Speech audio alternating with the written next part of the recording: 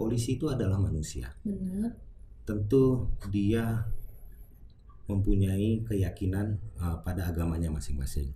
Nah, oleh karena itu saya mencoba mengajak kepada diri saya maupun kepada anggota saya bahwa kita selaku manusia itu harus taat kepada agama kita, pada keyakinan kita.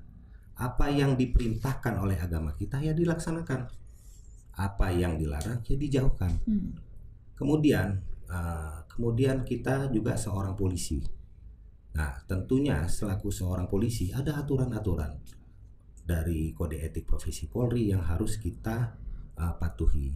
Nah, seluruh aturan tersebut ya harus kita patuhi. Apa yang diperintahkan kita laksanakan, tentu yang dilarang kita jauhkan. Nah, itu.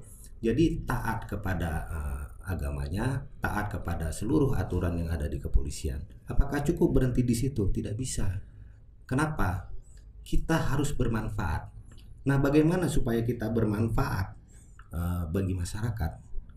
Kita laksanakan tugas pokok fungsi masing-masing secara maksimal dan optimal. Ditambah dengan hadir di tengah-tengah masyarakat pada saat-saat memang masyarakat itu butuh.